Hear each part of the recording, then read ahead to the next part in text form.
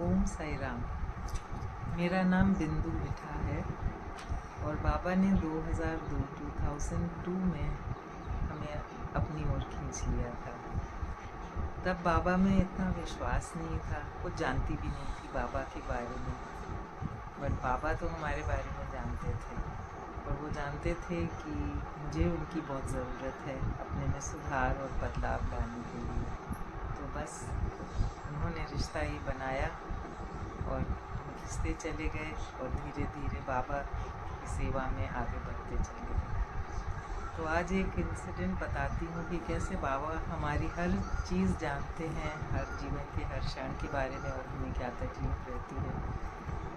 तो उन्होंने इसकी भूमिका शिरडी से ही स्टार्ट कर दी थी।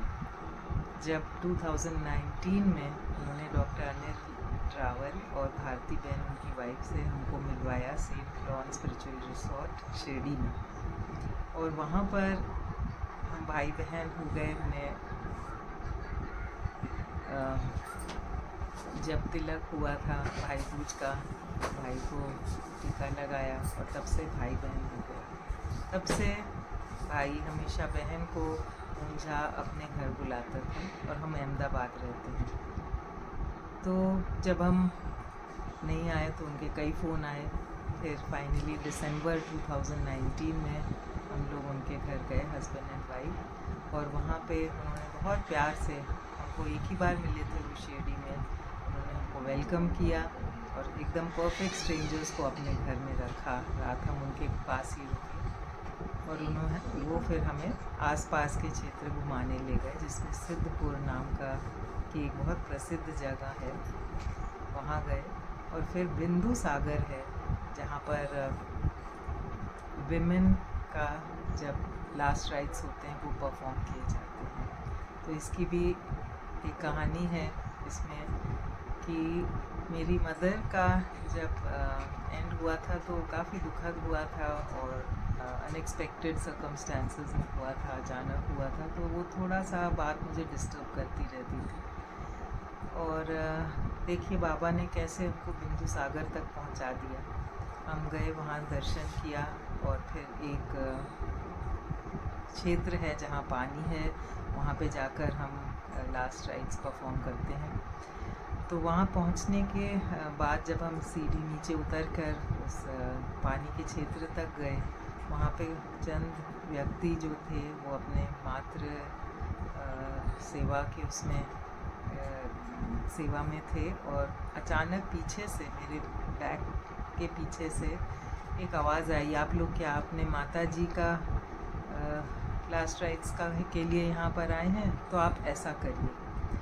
तो धीरे से मैंने घूम के देखा तो एक ग्रे कलर में पूरे लिबास में, ग्रे स्वेटर, उस समय सर्दियों का मौसम था, स्वेटर पहने हुए, बहुत ही तेज़ वाला चेहरा उनका था, दिख रहा था, कुर्ता पजामा पहना हुआ था।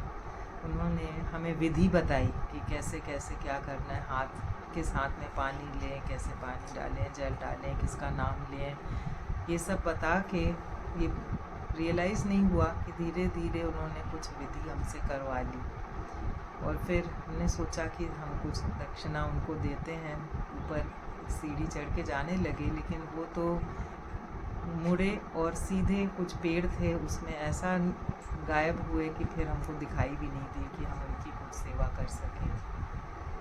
ये इंसिडेंट हो गया, उस समय इतना नहीं सोचा इसके बारे में, लेकिन कुछ समय बाद धीरे धीरे जब पूरा विज़िट के बारे में सोचा, ध्यान दिया कि जब हम गए थे क्या क्या हुआ था, तो अचानक याद आया कि अरे ये पंडित जी कहाँ से आए थे, उनको तो किसी ने बुलाया ही नहीं था।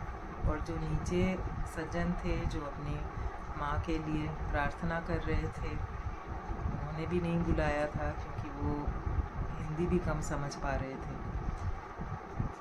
धीरे ये जो अंदर मेरे विविधा सी थी या अर्चन सी थी माँ को ले कर के, कैसा लगा एक बोझ सा उठ गया मेरे ऊपर से।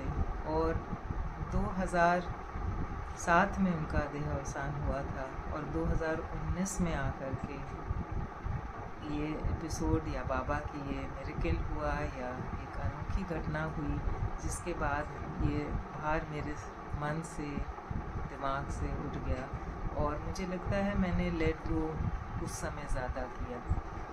तो बाबा ने हमें इसीलिए मिलवाया था ताकि अन भैया और दीदी हमको इस क्षेत्र में ले जाएं और मेरे मन का ये बोझ हल्का हो सके।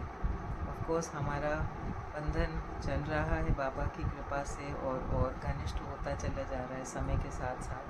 पर ये एपिसोड जो है मुझे दिखाता है कि बाबा कब से ये प्लानिंग कर रहे थे हमको। उन्होंने कैसे शिरडी में दिवाली पे मिलवाया, इतने लोग आते हैं पर हम दोनों ही एक साथ उसी होटल में रुके और उसी समय आरती करने पहुँचे जब अन भैया भी पहुँचे थे। और फिर अचानक उनके मन में आया कि मेरी सिस्टर्स तो सब अब्रॉड रहती हैं। मैंने सोचा कि मैं छोटी हूँ और मैं तिलक तो कर ही सकती हूँ बड़े भाई का। तो ऐसी भावना आई और फिर उनका मुँह मीठा किया और वहाँ से ये रिश्ता शुरू हुआ।